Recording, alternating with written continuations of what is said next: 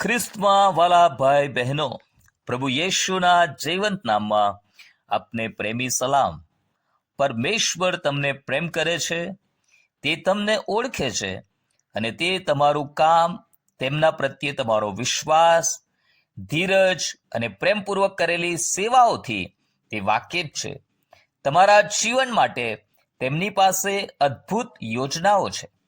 તમે જીવનના કોઈ ક્ષેત્રમાં અટકી ગયા છો, તમને ખબર નથી પડતી કે કેવી રીતે આગળ વધવું, પ્રાર્થનાનો પ્રત્યુત્તર ઘણા સમયથી નથી મળી રહ્યો, ચારે તરફ વાવાઝોડું અને ધૂળની ડમરીઓ ઉડી રહી છે, તમને કોઈ આશા દેખાતી નથી, તમે બધા જ પ્રયત્નો કરી જોયા પણ કોઈ પરિણામ આવ્યું નથી, તો આજનું વચન તમને પ્રભુમાં એક નવી આશા આપવા માટે છે. આજનું વચન યર્મિયાનો વિલાપ, તેનો 3 અધ્યાય 25 થી 26 કલમમાંથી લેવામાં આવ્યું છે. આવો આપણે આ વચન વાંચીએ. ત્યાં આ પ્રમાણે લખેલું છે, જેઓ તેમની વાટ જુએ છે ને જે માણસ તેમને શોધે છે, તેઓ પ્રત્યે યહોવા ભલા છે. યહોવાના તારણની આશા રાખવી અને શાંતિથી તેમના આવવાની વાટ જોવી એ સારું છે. યર્મિયા પ્રબોધક ઈસવીસન પૂર્વે 586માં થયેલા યરૂશાલેમના પતન અને પ્રભુના લોકો પર તેમના પાપના કારણે આવી પડેલ વિનાશ અને ગુલામગીરીના સમયમાં આ આશાના વચનો લોકોને આપે છે. બીજો કાળ વૃત્તાંત, તેનો 36મો અધ્યાય આપણને આખી ઘટનાની પૃષ્ઠભૂમિ પૂરી પાડે છે કે યરૂશાલેમનો રાજા યહોયાકીમ, કે જેણે 11 વર્ષ સુધી યરૂશાલેમમાં રાજ કર્યું, પણ તેણે યહોવા પરમેશ્વરની દ્રષ્ટિમાં જે ભૂંડું હતું તે કર્યું. તેથી પરમેશ્વરે તેની સામે બાબિલના રાજા નબુખાદનેસ્સારને ઊભો કર્યો. બાબિલનો રાજા નબુખાદનેસ્સાર યરૂશાલેમ પર ચડી આવ્યો ને તેણે યહોયાકીમને બેડીઓ પહેરાવીને બાબિલોનમાં ગુલામ તરીકે લઈ ગયો. બીજો કાળ વૃત્તાંત, તેનો 36મો અધ્યાય 14 થી 16માં વચનમાં પણ લખવામાં આવ્યું છે, યાજકો, મુખીઓ, આગેવાનો તથા લોકોએ પણ વિદેશીઓના સર્વ ધિક્કાર પાત્ર કૃત્યોને અનુસરીને મહાપાપ કર્યું. તેઓએ ઈશ્વરના સંદેશિયાઓને મસ્કરીમાં ઉડાવ્યા અને પ્રબોધકોના વચનોનો તિરસ્કાર કર્યો. તેથી પરમેશ્વરને પોતાના લોકો પર એટલો બધો ક્રોધ ચડ્યો કે કંઈ ઉપાય રહ્યો નહીં. પરમેશ્વરે તેમને શત્રુઓના હાથમાં સોંપી દીધા અને તેઓ ગુલામીમાં ગયા. આવા સમયમાં યર્મિયા પ્રબોધક પોતાના લોકોની દુર્દશા જોઈને ખૂબ જ રડે છે અને આંસુઓ સહિત પ્રાર્થના કરે છે. માટે પરમેશ્વર તેના મુખમાં આશાના વચનો મૂકે છે. યર્મિયા 29મો અધ્યાય ને 10 અને 11મી કલમમાં પરમેશ્વરના આત્માથી યર્મિયા લખે છે, કેમ કે યહોવા કહે છે, બાબિલમાં 70 વર્ષ પૂરા થયા પછી હું તમારી મુલાકાત લઈશ ને તમને આ સ્થળે પાછા લાવીશ ને તમને આપેલું મારું ઉત્તમ વચન હું પૂરું કરીશ. કેમ કે જે ઈરાદા હું તમારા વિશે રાખું છું તેઓને હું જાણું છું, એવું યહોવા કહે છે. એ ઈરાદા ભવિષ્યમાં તમને આશા આપવા માટે વિપત્તિને લગતા નહીં પણ શાંતિને લગતા છે. હાલેલુયા. વાલા ભાઈ બહેનો, આપણા જીવનમાં દુઃખ, તકલીફ, મુસીબતો આવવાના ઘણા કારણો છે, પણ તેમાંનું એક કારણ આપણું પાપ છે. આત્મિક જીવન જીવવા વિશે આપણી બેદરકારી, પરમેશ્વર સાથેનો આપણો સંબંધ. પણ વાલાઓ, જે થઈ ગયું છે તેને હવે આપણે બદલી શકતા નથી. આપણા ભૂતકાળને આપણે બદલી શકતા નથી. પણ જો આપણે આપણા ખરા અંતકરણથી પાપનો પસ્તાવો કરીને પ્રભુ યેસુની પાસે આવીએ તો ચોક્કસ તે આપણું ભવિષ્ય બદલી નાખશે. તમારો શોક આનંદમાં બદલી નાખશે. તે તમને વિલાપને બદલે નૃત્ય આપશે. તે તમારા શોકના વસ્ત્રો ઉતારીને તમને ઉત્સાહથી વેષ્ટિત કરશે. તે તમારા કુટુંબમાંથી, ઘરમાંથી, શરીરમાંથી બીમારીઓને દૂર કરશે. યહૂદીઓને 70 વર્ષ સુધી ગુલામીમાં રહેવું પડ્યું, પણ પછી પરમેશ્વરે ઈરાનના રાજા કોરેશને ઉભો કર્યો અને પરમેશ્વરે યર્મિયાના મુખેથી આપેલ ભવિષ્ય વચનો પૂરા કર્યા.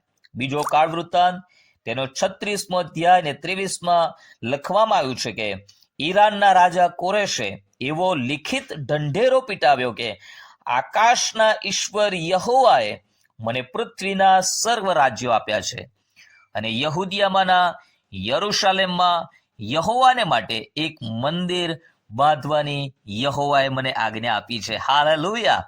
તેના લોકોમાંનો જે કોઈ તમારામાં હોય તે ત્યાં જાય, તેમનો ઈશ્વર યહોવા તેમની સાથે હોજો. Praise the lord. 70 વર્ષની અંદર આખું ચિત્ર બદલાઈ ગયું. ભૂતકાળ બદલી શકતા નથી, પણ ભવિષ્યકાળ પરમેશ્વર બદલી શકે છે. કેટલું અદ્ભુત.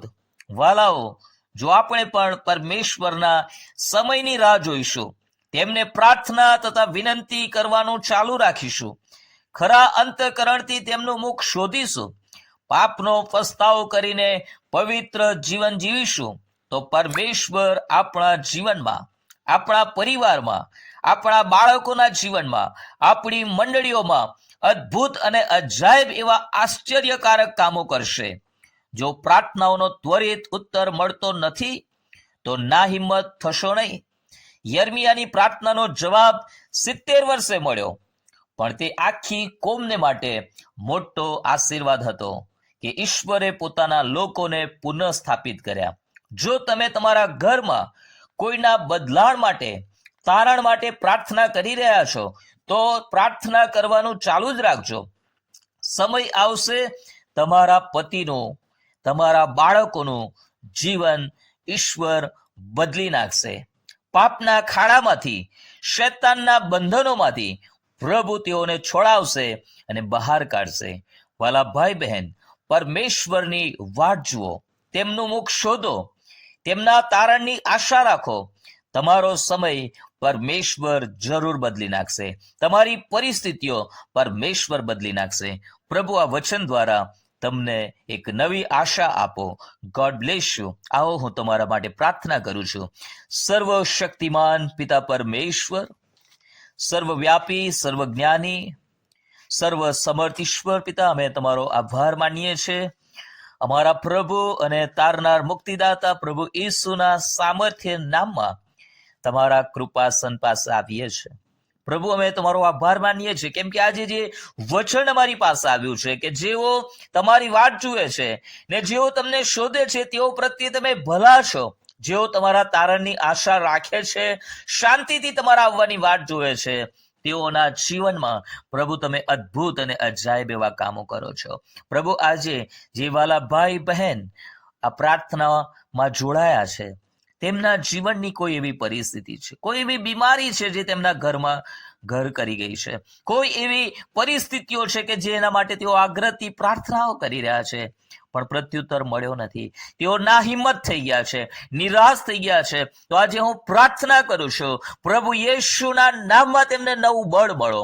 પ્રભુ યેશુના નામમાં તેમની આશાઓ પુનઃજીવિત થાઓ.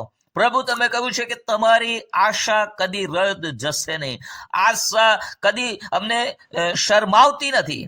યસ પ્રભુ, કેમ કે અમારી જે આશા છે એ કોઈ માણસ ઉપર નથી, પણ એ જીવતા પરમેશ્વર પર છે. યર્મિયા પ્રબોધકે પોતાના લોકો માટે આંસુઓ સહિત પ્રાર્થનાઓ કરી અને 70 વર્ષે પ્રાર્થનાઓના પ્રત્યુત્તરો મળ્યા અને યહૂદીઓને પ્રભુ તમે પુનઃ સ્થાપિત કર્યા. એ મંદિર જે નબુખાદનેઝારે તોડી પાડ્યું હતું, તેને પણ પુનઃ સ્થાપિત કરવાનો આદેશ આપવામાં આવ્યો. કેટલું અદ્ભુત. અમે તમારી સ્તુતિ કરીએ છીએ. પિતા પરમેશ્વર, પ્રાર્થના કરું છું, જેટલા લોકો આ પ્રાર્થના સાંભળી રહ્યા છે, તેમના વ્યક્તિગત જીવનમાં, તેમના કૌટુંબિક જીવનમાં, તેમની મંડળીઓમાં પ્રભુ તમે અદ્ભુત અને અજાયબ એવું કાર્ય કરો. જો કોઈ બહેનના પતિ વ્યસનમાં છે, પાપના બંધનમાં છે, અન્ય સ્ત્રી સાથેના અફેરમાં છે, આ સમય પ્રાર્થના કરું છું, એ સગળા બંધનમાંથી ખ્રિસ્ત ઈસુના નામમાં તેમને છોડાવો. જો કોઈ બહેન પોતાના પતિ માટે પ્રાર્થના કરી રહ્યા છે, પોતાના બાળકો માટે પ્રાર્થના કરી રહ્યા છે કે તેઓ તારણ પામે, પ્રભુ યેશુના નામમાં એ કાર્ય તેમના જીવનોમાં થાવ, મારી પ્રાર્થના છે. કોઈ પતિ પોતાના પત્ની માટે અને પોતાના પરિવાર માટે પ્રાર્થના કરી રહ્યા છે. ઓ પ્રભુ યેશુના નામમાં તેમની પ્રાર્થનાઓનો પ્રત્યુત્તર મળો, પ્રાર્થના કરીએ છીએ. ધન્યવાદ પરમેશ્વર, કેમ કે તમે અમારી આશાઓને રદ જવા દેતા નથી. તમે અમારા માટે સારું ભવિષ્ય રાખ્યું છે. તમે અમારા જીવન માટે અદ્ભુત અને અદ્ભુત યોજનાઓ રાખી છે. અમે વિશ્વાસ કરીએ છીએ, શાંતિથી તમારા પ્રત્યુત્તરની રાહ જોઈએ છીએ. પ્રભુ યેસુના નામમાં પ્રાર્થના કરીએ છીએ. Amen, amen. God bless you. પ્રભુ આ વચનો દ્વારા તમને પુષ્કળ આશીર્વાદિત કરો. પ્રભુ તમારી સાથે રહો.